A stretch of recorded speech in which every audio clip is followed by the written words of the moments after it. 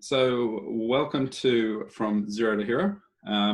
We have got a presentation here this morning for you, taking you through using our complete suite of DXP tools on the newly released SXC. And we'll show you how we can put together a website and using all of our tools rapidly. So yeah, the summit in 60 minutes. We are going to, we've already developed a lot of the content and the solution architecture. We've provisioned a lot of the platform, and that includes some of the template systems that we're using. And we're currently in the process of developing out all of the different components and hooking that all up together. So working on this morning, we have the 5 team members here. Myself, Andrew, I'll be taking us through the entire SXC and how everything's joined together. We've got Ricky in New Zealand, who's going to be using Squiz Connect, our iPass tool. Tim in New York is going to be taking us through Matrix 6. James in the UK is going to be showing us Data Store. And Davila here in Australia is going to be taking us through the funnel back component. So without further ado, we'll just jump straight into the build with these guys. And let's see who we've got first. Tim, are you ready to take us through your component? Yeah, I'm ready, of course. If you want to just screen share out so we can get that. Absolutely. Yeah, you might have to stop sharing your screen first. Sorry. Sure. All right. Let me just stop share. Thank you.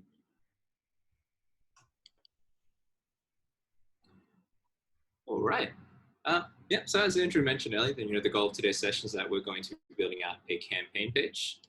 So luckily enough, in terms of the pre-work that has been done, we've been given an actual sort of layout / mock-up design of the content that we're looking to build. So this has been provided to us from the marketing team. So at least we have an idea of visually what the content's going to look like. We've also got a whole bunch of pre-written copy here as well. So this is ready for us to copy and paste from. So we're just making the content generation job that much easier. So we'll be, behind the scenes, I'll be using sort of these 2 documents as a reference when I'm building out this campaign page. Where the work is going to be done is inside Squiz Matrix. So here is our Squiz Experience Cloud Console. Here's where you go to access all of our DXP products. Clicking through here, it takes me through to Matrix. So here we're looking at Matrix 6. Here's our blank page. And so today I'll be working on this blank page and essentially building it out so it looks like this campaign page that we've been sent through here. Some other bits of pre-work that we've done is that we have downloaded a site template from the Squiz Marketplace, which is great. The Squiz Marketplace provides a whole bunch of different site templates that can quickly be downloaded. They take care of all the background design assets for you, so all this configuration stuff here. So you and your team can focus on just building the content that the end user and the audience sees. Yeah, so that's the introduction for me, Andrew. Cool. Yeah, that helps to standardize the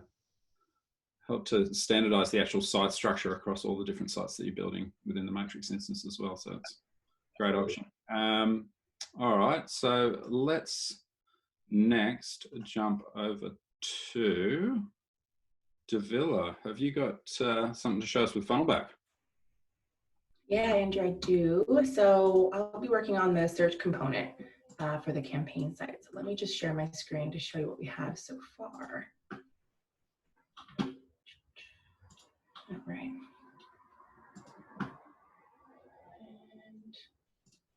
All right. Can you see my screen now?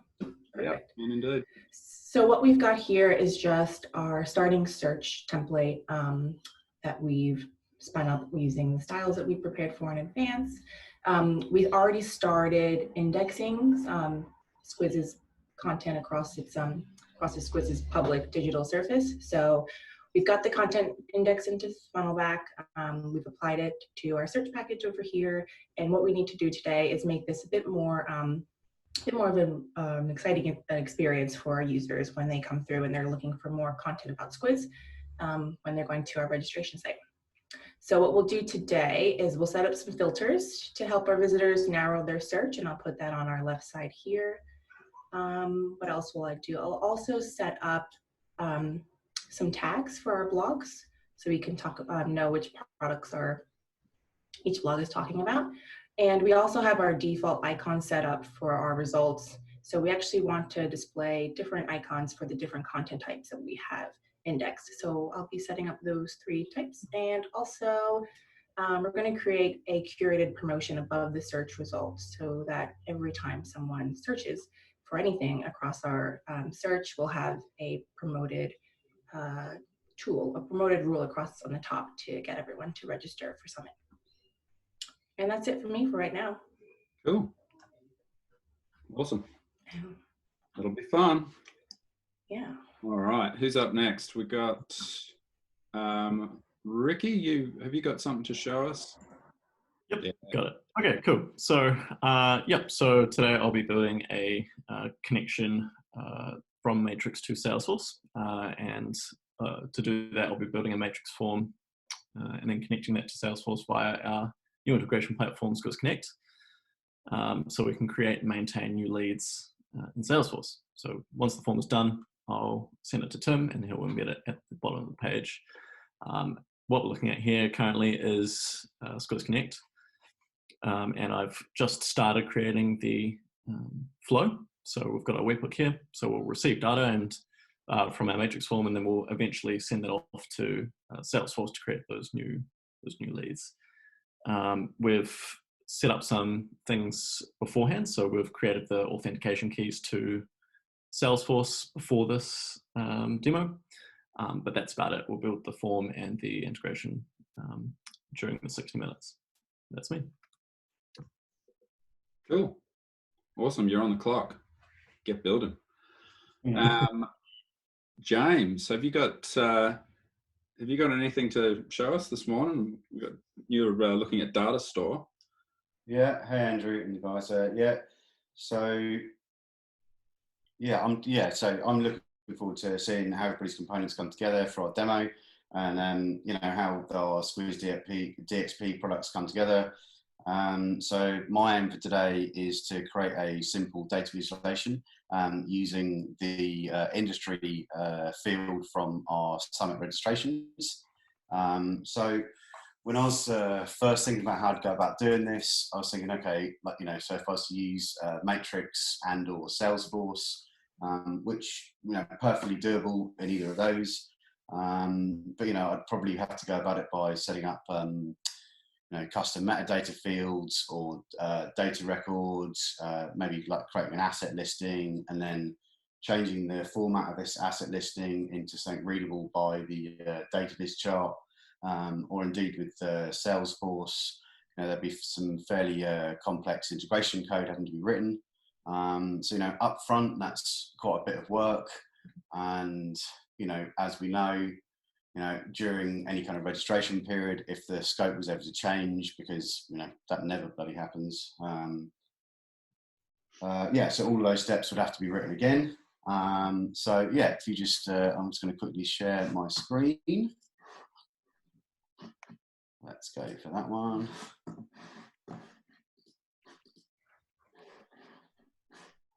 Share. So how I'm going to go about it is that I'm going to use the data store tutorials and also the reference guides in here. And so with the reference guides, so bear with me, I'm just going to use, let's come into data store here and reference guides. We're looking at that SXC platform. That's the new screen that'll allow us access to all the different tools within the. Oh yeah, of course. Sorry, yes, from in here, yeah. So it was just because we whipped past it. So yeah, that's the SXC platform.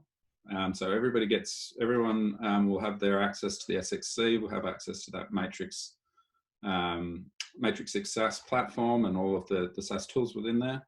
That's how we're going to jump into Data Store next. Yeah, and literally that. So what I've done is I've jumped in from Data Store into here, and I'm going to use the reference guides and also the online tutorials, both of which are available through the Squiz website. So using the reference guides here, I'm going to use the Data Store CLI and the SDK. I'm going to set up a local development environment, use the tutorials for a simple submission form, publish through data, and then kind of grab that data and create out a data visualization. For visualization itself, I'm probably going to go and use a lightweight library called Charts.js, and inside here, just go and use the donut chart.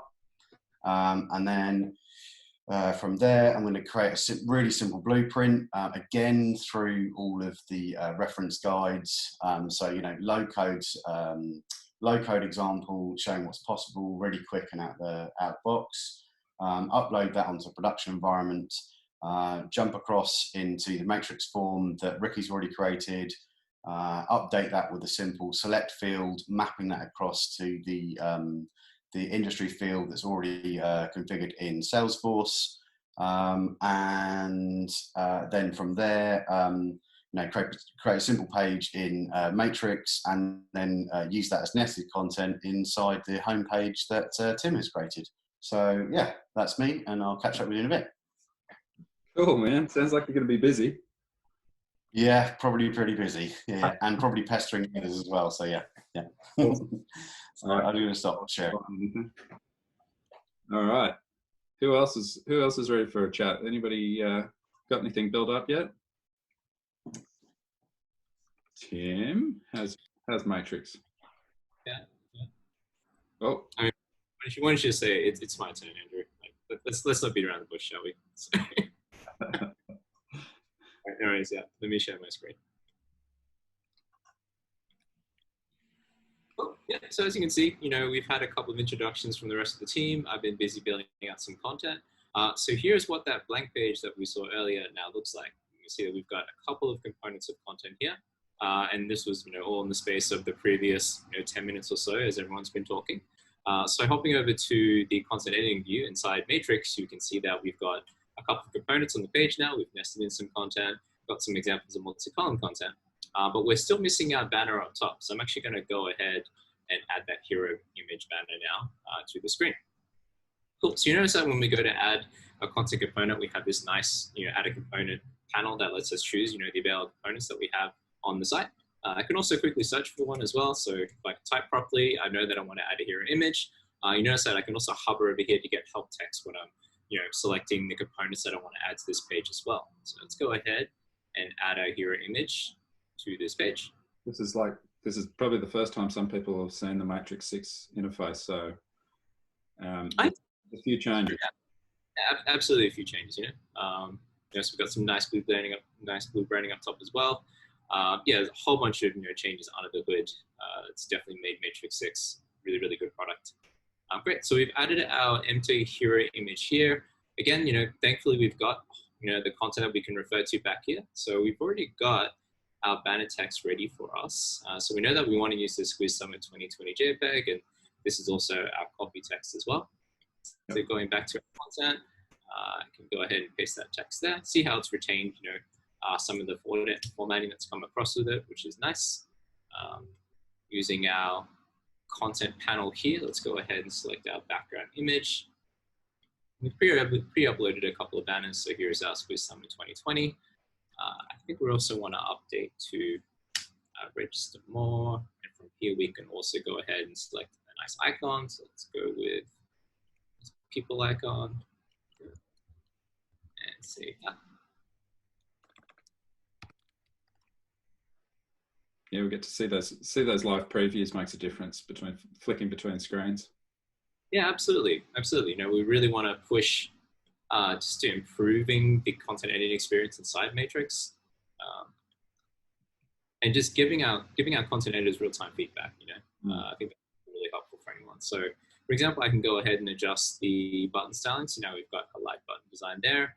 We've got a whole bunch of spacing options as well. So let's go ahead and increase the spacing on the top and the bottom. So we've got just more of that image pushing through there as well. Well, you notice that I've also hidden the asset map. So we've got a full screen view of the content now, which just makes for like much nicer content editing experience. So note that's our H1 tag. Let's go ahead and up this text here. Select that text, and let's just bump it up to H2 as well. There we go. All right, so that's our banner. We can go ahead and hop on over to the other tab. We've got the preview happening and see what it looks like.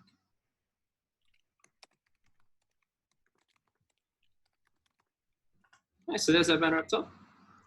Cool. Very nice. Yeah, and before I pass it over, we've also got this little multi-column content section down here. Again, with more real-time content feedback, users can edit, the columns of content directly in line. So I think for this one here, we're up to the final columns. Let's go ahead. Again, we can copy and paste in this text, and Matrix will be kind enough to remember any formatting that we've got. We also had some icons that we had to adjust. Note that with the asset map sort of hidden away, we've got this nice full screen view when we're editing our content.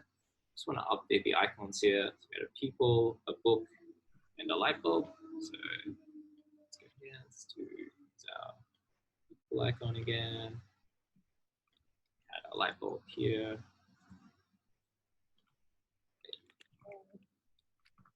Great. And last one was a book.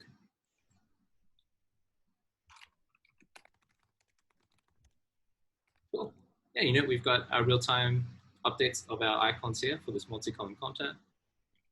Nice.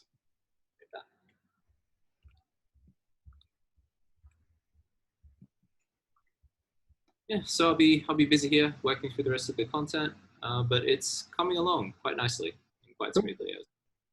Yeah. Yeah. Looks like it's progressed. Hey, icons. All right, mate. We'll check back with you shortly. All righty. Who am I going to jump on next? I've got something that I can show that I'm ready to show. Yep. Fantastic. Sort out my sharing. That screen sharing going on? Yep. So what we're looking at here is the Funnelback dashboard, and we're looking at one of our search packages for Summit. So what I was just doing before was setting up my template, search template, so that we can display the facets and tags once I've got them configured. So I'm just going to publish that before I go on, so that when I get our changes ready, they're ready to view. Okay, so what we'll start now with is going into our data source for Squiz. We'll click on this and we'll configure the metadata mapping so we can grab some of that metadata and make sure Funnelback is using it correctly. So what I've started to look at was just one of our recent blogs. I know our blogs have a lot of good metadata in there, and I want to make sure I capture the category as well as the blog topics.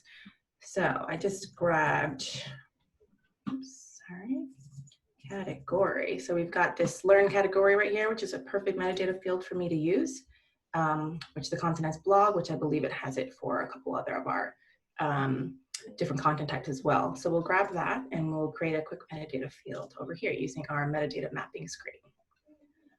So we'll call this category in Funnelback, and we'll add a new mapping over here. So if I just search for that, perfect. So Funnelback has already detected this metadata field is available in our index in many appearances, which is great. And I'll save that. And one more that we're going to add will be our, let's save this. And then we'll just add blog topics as well, which should be easy to find based on this other page that I found, which was, I think it was called product, which should give us some more information. Okay. And we'll call this, just call it Squiz blog topics.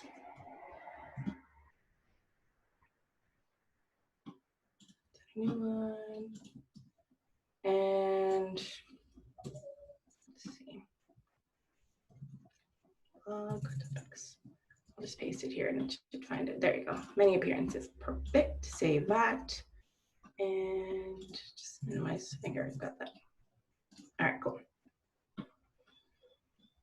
So now Funnelback lets me know that since the last index, we've got some updated metadata mapping. So I'll run a quick re-index. I won't run a whole update because that would take a while, but we have our advanced update options, which can run a re-index of our live view so that you can have your metadata mappings appearing right away.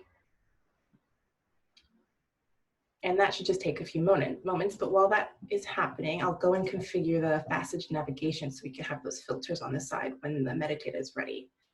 So customize facet navigation. I've done this by going into our data source and looking at the search package and accessing the facet list. So we don't have any facets yet, and I'll add a new one. We'll do this to filter on a single category. We have quite a few different options here that we can create the facets by, but we'll just start with the simple one for now. And I'm going to title this resources. And we called our category field is what kind of gives us those resource fields as well. And that looks good. So it should give me the option. It kind of shows you what it might look like on the side with our different categories over here. But we'll look at it on our search page once it's configured. And I can test and preview. And now Funnelback also shows you what this might look like using just a basic search page. This isn't what our search page looks like, but this gives us a good idea of how many documents we might have for each field. That looks good. Yeah. So I'll just publish that and check back on our data source, see if it's finished re-indexing. I think it should be. Let's see. Update complete. Perfect. All right. So if I go back to our search page that I had showed you earlier, just want to refresh this. All right. Nice. All right, cool. Our filters appear right here. That looks pretty good. I should click on one and it should filter by the blog because I set up some of the applied facetage on the top. Cool. So what I'll do next is just grab the correct template for the coding for our free marker template to display the rest of the icons over here. So I'll go and do that and I'll let you know when that's finished. That look pretty cool.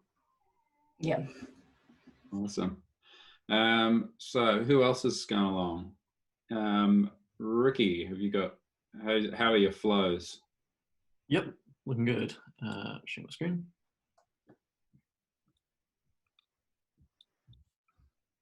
Right, so in that time, I've managed to create a form and then style it. So here's our form here. And I've started to create the integration between the matrix form and Connect. So now that we've got our form here, we just need to create a REST submission action in the matrix form. So to do that, we can go here, right click on form contents and go submission actions. We've already started to create our REST resource. So if we open this up, we're just sending a post request after the form is submitted with this JSON body and these request headers. And if we go to Squiz Connect, we have a webhook test URL here. So if I copy this, put that here, it will give us some test data that we can use throughout the flow. Save that. And now if we submit the form,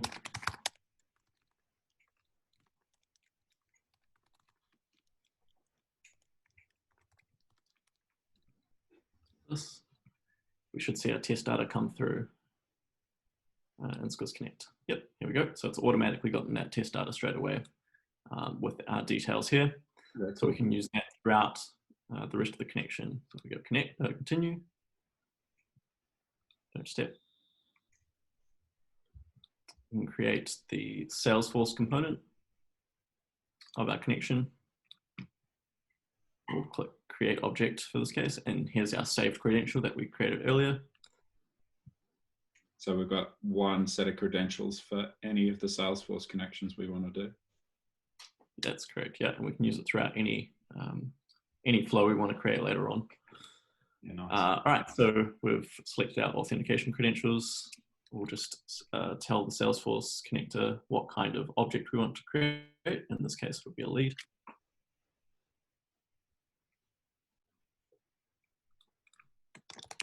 Yeah, so this is gathering now all the different live components straight from this our Salesforce instance, I believe. That's correct, yeah. All right, so now it's returned all the fields from Salesforce lead object that we can map our form contents to. So last name is a required property, and we'll select the last name field from our test data from the webhook to use to map to the Salesforce create lead object. So we'll set last name, and we can see it's mapped to Bosch. Set first name. And we'll set the company.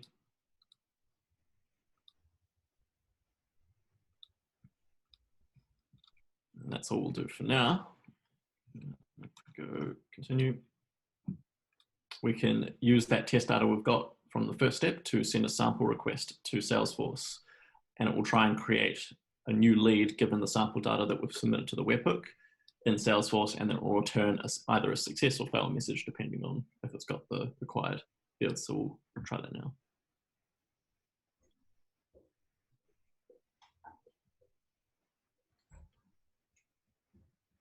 Okay, cool. So it's a successful message. So we've got our new Salesforce ID. And if we go to Salesforce now,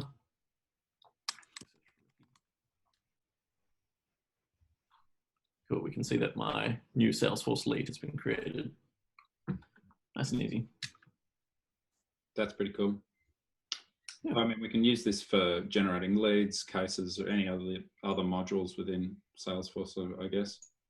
Yeah, that's correct. And later on, we'll update that integration to include the data store component that James is building. All right, cool. And that form will go somewhere on that page of ours? Yep, we'll embed it onto the page that Tim's creating. Good old Tim, building away. All right, so if that's all you've got for the moment, James, you got anything to show us, mate? Yeah, it's been a bit frantic, but hang on, let me just quickly share. Share screen, go for that one, share. So, yeah, what we've been up to. So what I've done, as I said, from the reference guides and the tutorials, I've just used npm to install the DXP CLI tools, and then also the data store plugins as well. From there, what I've done is I've actually created, so from these instructions here, I've just made a quick directory for Summit application, and then also the industry registration folder. I've grabbed the first set of files for the tutorial, and then I've also initialized my local blueprint. So off of here, I've now got a Dockerized local development environment running. And if I jump into code, what you'll see, I'll just really quickly walk you through the project. So I've got settings.js here. So I've got a service URL, and this is just the URL for the local development environment. Sorry. Inside my API folder, what I've got is I've got my API YAML file. Now, this is purely from reference guides. I've not kind of written out all of this in the couple of minutes that you've been away. But in essence, what it's doing is setting my paths. So I've got events in here, and I've got my get and post methods. I've then got an events and event ID path again with parameters and also a get method in here. So inside my schemas, which are in here. So I've got an events schema. So I'm setting out the schema and defining it as a schema. The type of this schema is array. And then my items, these are actually going to be populated by event JSON. So inside my schemas folder, I have an event JSON. And again, specifying that it is a schema. This time around, it's going to be an object. And inside my object, I have the properties of name, description, and industry. So name and description have come from the reference guides. The one that I've added, and for our scenario and demo, is just going to be industry. you know, description here, what type it is, and then an example of technology. Coming through to my main JS again, so you know, low code example, I'm taking stuff from reference guides. All I'm doing is simply initializing a get events method here, and a get events again is just looking at something straight out of data store. So I'm going to say data store collection events, and then go and get the events. I'm just doing a super simple null check. And then, so if there are actually events, what I'm doing, so this is the part of code that I've probably written in this time, is that, so all I'm doing is then changing the events into a variable called results. I'm just looping through the events, finding duplicates, and then counting out the duplicates in here. And then from the charts library that I was talking about earlier, all I'm doing here is getting an ID called myChart. And then I'm using exactly the examples from that library. The only thing I've actually changed in here, so from my object of results, I'm just getting the values, and that's going to be the data that comes through. And then also from my labels, again, what I'm doing from my results variable up here is I'm just getting the keys. And then I've just hard coded some color values in here. So if I have a look at the index file, so again, reference guides and tutorials like this comes scaffolded out for you. Gives me, you know, HTML scaffolding for navigation, where my container and everything's going to be printed out. For my local environment, what's going to happen is I'm just going to use a modal window. It's going to give me a quick title for register. Here's my modal body here. So I've got an input field for name. I've got a select field for industry. And I've mapped out some sample options in here, again, to map through to the Salesforce industry field. And then underneath, I've just got a text area for the event description, and then some submit buttons. So that's it, you know, really quick, really easy to follow tutorials. Actually, if I jump back into here, let's have a quick look. So I've pre-populated some dummy data as well. You're gonna have to excuse the null. In my kind of haste, I've forgotten on these two here to actually populate an industry field. And so that's, we've got null here, but you'll see the others building up. So as I was saying, in the local environment, what I'm gonna do is just use the modal. So I'm just gonna say another test. Ooh, let's try and spell. Yeah, and then let's say the industry is going to be finance and some description. Great event. So again, using the reference and the tutorials, what you'll see is that actually that my registration has come through here, and then my finance is in here. What I've not been able to do, because you guys all work too fast, is actually upload the or update the JS hook in here. What would be really nice is that actually I can reinitialize the pie chart, but actually in the matrix form, it's going to be post back anyway, so the page will refresh, so you'll see that updating.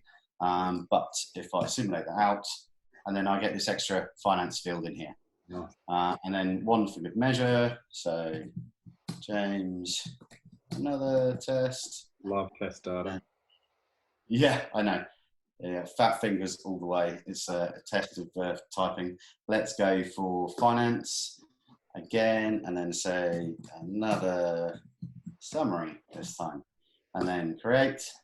And then, so we'll come through, we see that uploading. So data store real time in the JS that comes out of the box. It's great, works this way. But in our test, what I'm hoping to see is that I have one of finance. I reload my page, and now I have two of finance. So really quick, really easy to use code, and you know, great updates and visualization.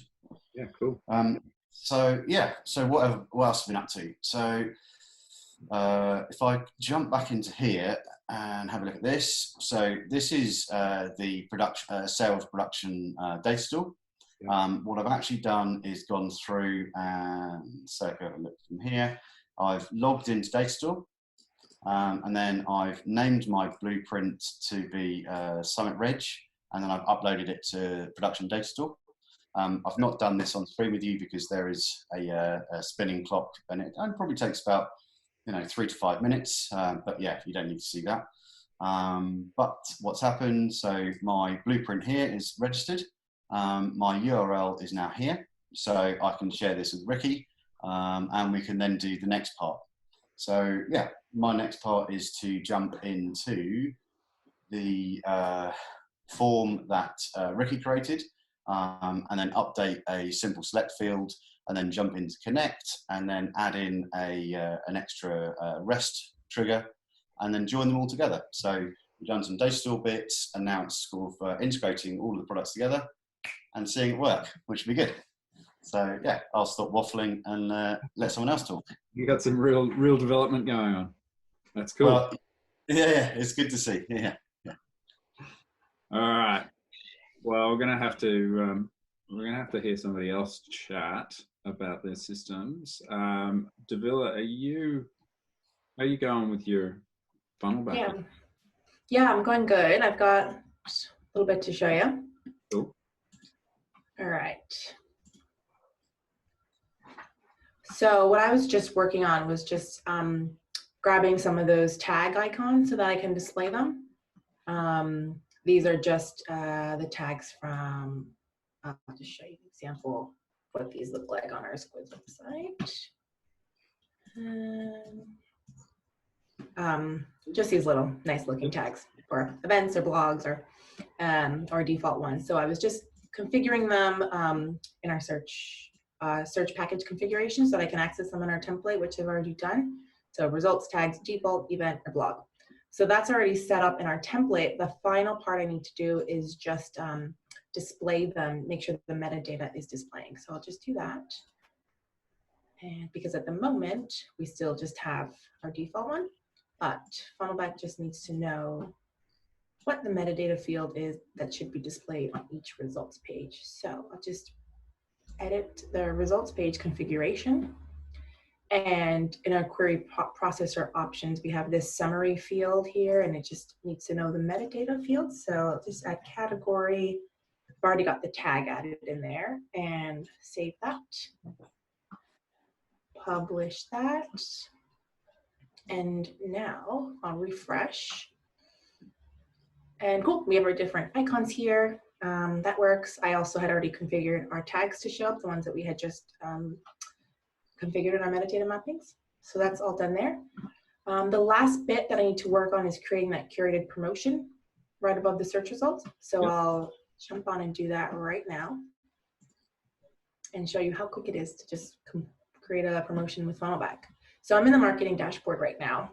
And what we're going to do is use our curator tool to configure a new rule. And we'll add a new rule. And I'm just going to title it promote registration so that when our team comes in here, they know what this rule is about. We've got some trigger groups here. So what I'll do is just set this so that whenever a search is made within a date range, any date range, just make sure we're covering, anytime you can come to the search and make sure that regardless of your search query, you will see this promotion. And I'll do it right up to the day of Summit. And what I'll do next is you can add an action for the rules, and we've got quite a few different actions that we can do here. But what I'm going to do is just display a simple message using some of the HTML from our Summit site landing page. So I liked the hero image that we were going to set up. So I'm just going to grab that HTML that I copied previously, get that going, and it just displays the image. So here's a little quick preview of what we got. You can't see everything, but it just kind of says come to Squiz Summit, the date, and a register now button, but we'll look at how that looks with our styling on our search page. So add and publish. Promote registration, perfect. All right, so if this all works, I should refresh. And there it is. Cool. So that's our registration link to Summit right here. And I'll just make sure this is applying to any of our searches. So I'll try new search. There it is, just keeps appearing. Now we can make sure everyone that searches can see that registration for Summit is right here, and they should get on it as soon as they can. And that's it for the search component. What are your thoughts? I think it looks pretty good for now. Yeah, it looks pretty nifty. I like the advertising banner at the top. That's always good for the marketing people. Absolutely. I guess a lot more value out of all the searches coming through everybody's site. That's cool. Yep. Awesome. Anybody else? Ricky, you got anything? How you going with your flows? Hey, good. So I'll just share my screen. So I'm just helping out James at the moment. Oh, okay. And I'm creating the REST API component of the data store section. So I'll exit out of this. So we've got our flow here still, and we've just added a REST API as the next step after it creates an object in Salesforce. And in the REST API, we're configuring our form fields. So we're submitting to the data store events collection. Yeah, right. And we're mapping the stuff from the webhook, so from the form, to the fields that data store can consume to update that nifty little pie chart. So it's very similar to what we were doing before with the Salesforce form. So I've set up our REST API component here. We've set the headers to application JSON, and in the body, we're mapping the fields now. So if we go to name, use that, there we go. Oops. And description.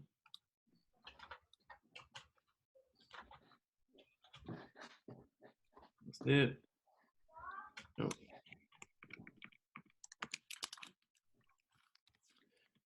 Good.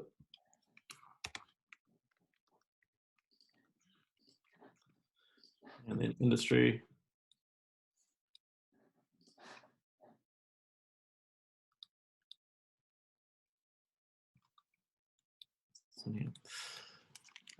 And then I'll pass this on to James when he's ready to get it all sorted for the end.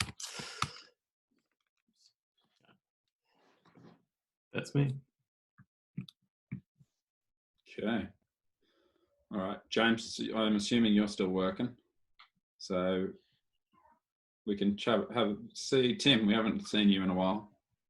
What are you up to? You know, just working on some content. Yeah. I'll share my screen. This is like end product. All the pretty stuff happens. Exactly. Right. Cool. So the current page, we're essentially pretty much got all of our content on the page. Just putting the finishing touches on our content right now. And one really cool feature we have in Squiz Matrix is the class selector. So you notice here that what our class selector allows content editors to do is to choose from any like pre-select classes that are available in the design template and use them at will. So it's sort of like control, but within safe guardrails. So what I'm doing here is just putting some finishing touches to some of the content. You notice that up top we've got these nice little orange bullets that just highlight the agenda timeframes. So I'm just going to go ahead and use my style selector. From here I can choose the orange bullet point style and go ahead and apply styles. Again, real-time visual feedback. We can see that the styles take place, and the content there is good to go. Well, yeah. So that was just me, selecting a simple style and getting that style applied to the content. Let's go further down here. We're going to do the same thing with our little call to action. So we're trying to essentially push users to reach out to someone at squiz.net if they're interested in presenting, right? So one thing we can do here, we can bump up the size of this text here. We can actually choose a lead text styling.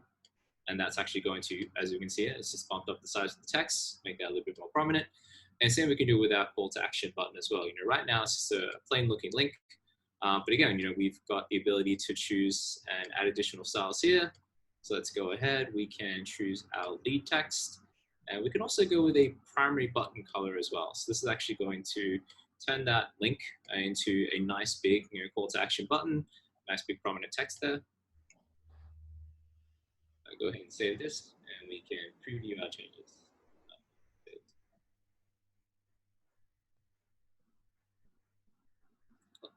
Yeah, and so as a result, content editors can be given a whole bunch more control and access to the design assets behind the scenes, since they can choose from like a whole bunch of different styles that have been built inside the system. So you've got a nice little orange bullet icon to the left here, and as you scroll down to our call to action, we've got nice big prominent text and a nice big call to action button there. Cool. And if you've got some talented marketers out there that know a little bit of CSS, there's nothing stopping them from also putting in some styles of their own if they want. So yeah, again, very, very flexible content here in Squiz Matrix. Cool. I'm just waiting for the form to come in now so we can test out the Squiz Connect flow. But that's where I'm at. Okay. All right, nice. So we've got the form. That was Ricky's form. We're going to paste in there, aren't we? So is that? That's the plan. Yeah, cool. So is that built, Ricky, or we have any of that form component ready to paste in yet? Yep, should be ready to paste in. Shoot us in. Would be great.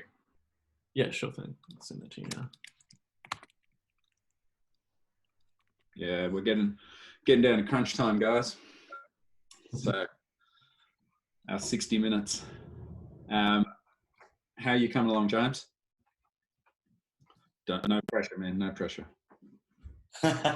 Yeah, not sweating at all. Yeah, I think we're good. So I can share. Here we go. So let's do that. Let's do that one. Share this one. So yeah, Ricky sent over the form ID from here. So all I've done is I go to form contents. I've just added in this additional select field here. And then, as I was saying, I've just mapped it to the values, some of the values of the industry field in Salesforce. If we have a quick look at that field, form rather, coming through here, and we see this extra industry field. So, in theory, what I should be able to do is fill this out.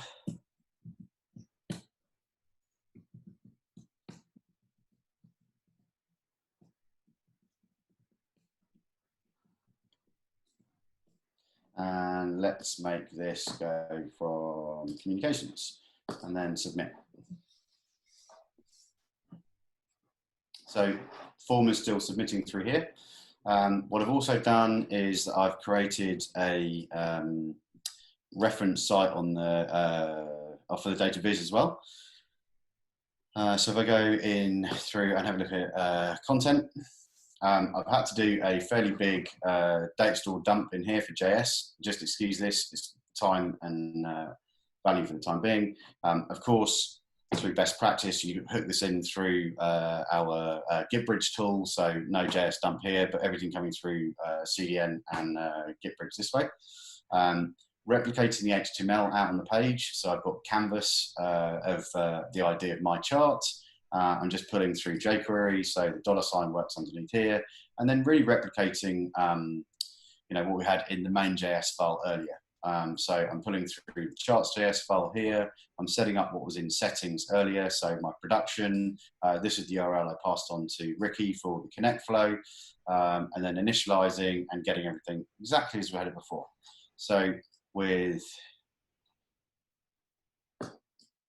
quick preview on this.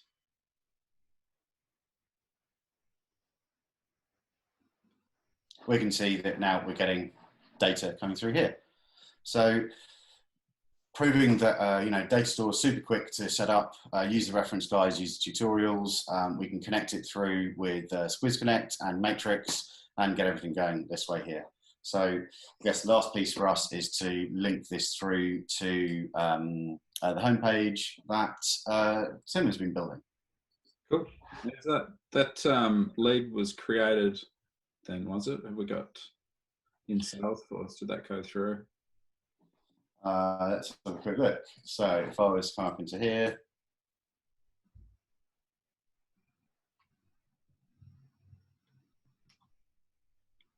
and we can see, if you can still see my screen, the Derek May is coming through to Salesforce, but also passing through to Data Store and then representing that in the data viz. So yeah, all three things working nicely together. So yeah, we're pushing data through all the different places. Yeah, which is great. I love it when a plan comes together. All right. So Ricky, James has done his bit. You've got your form. We're handing that over to Tim. You're pasting that in for us, are you? Yeah, form's ready. Form's ready. People want to see that. Right. Yeah. So Ricky was kind enough to pass through that asset ID for me. So here in our nested content, we've nested in the form contents. And here is the form on the page. There we go. Nice. Cool. Whatever information we submit here, it's going to flow through to Squiz Connect, and Squiz Connect is going to send it to all sorts of places. Yeah, ready to go. And I guess that form can stay where it is doing its thing, and we can still put behind the scenes with Connect, push that information out to news sources, spreadsheets, or anything else that we want to, without having to touch that front end, which is cool. All right, so that's the front page done. We've got data flowing through Connect. Yeah. Matrix through Connect. It's arriving in data store. I think I've got one last content change. It's worthwhile showing this really cool page structure page here. Okay. Like, maneuvering content around once you've got a reasonably long page like this can be kind of painful. Thankfully, we've got this really nice drag and drop UI. And could be something as simple as, hey, our featured speakers, maybe we actually want to bump them so they're actually below the agenda. So really, I can drag and drop content, wherever I want to. And then I can save that, and that will actually adjust, the full page structure of the page. So any last minute, hey, let's reorder this page like this, super easy using Squiz Matrix. Yeah, nice. And those content blocks can be, updated and reused kind of discrete there, I guess. Yeah, absolutely. Well, yeah, but just wanted to show that. Back to you. All right, cool. So that's James is done. James, you were going to nest in? Were you going to nest in that the donut chart next, or is that? Sorry. Sorry. No. Yeah, that's my bad. I've sent it over to Tim because actually, what I forgot to show you was actually in Connect. So I'm just going to quickly share again, just to show you how easy this is to actually update. Yeah. So if I do this and share. So Ricky created the Connect flow for Salesforce Create Update.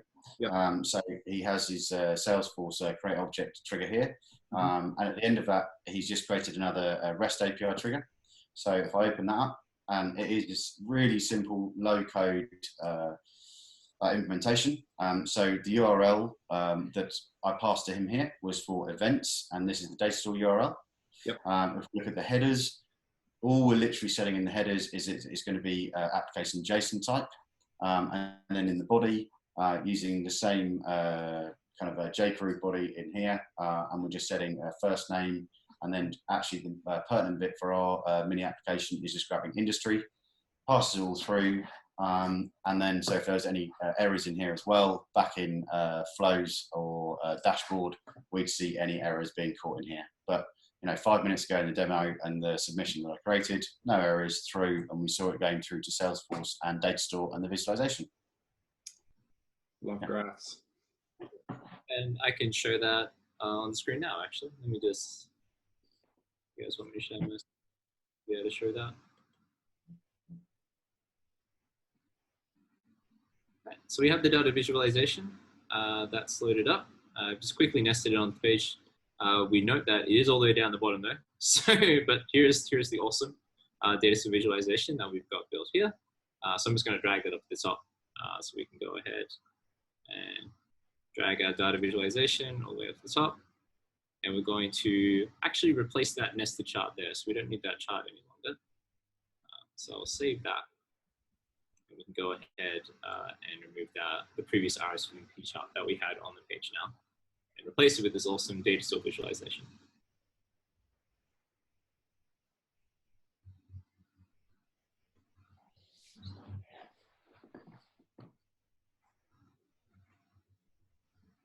Yeah. Trash my RSVP chart. Sorry, mate. Yeah. Yeah, I will. You know, obviously with time, it would be nice to put this into columns as well and make it a bit more in keeping with the actual Tim's beautiful styling on his page. You know, I'm just so excited about the data viz. I've made it as big as possible. But yeah, give me 20 minutes and it'll be a bit smaller. And we got a lot of people who like agriculture. So yeah, I know. And again, you know, that's my farmer's mentality living in the countryside. So that's my test data. Go, go, go, agriculture. Great. Cool. All right. Cool. So that means we have taken our bare bones Gilmore template and built that all the way out with the integrations and our final page. So look, with a couple minutes to spare, I think we've done pretty well. So I think, guys, we're completely done for the moment. Apart from a bit of marketing tidy up and maybe a bit of CSS, but otherwise all complete. The bulk of the integration's done, and some really complex data transfers, flows, indexing and search, all put together in a single page, ready for registrations in less than 60 minutes. Good job. Yeah, good job, guys. Yeah, everybody. Well done. Everyone's patting backs. Excellent. All right. So thanks, guys, for doing all your hard work. And if anyone has further follow-ups, you know where to find us.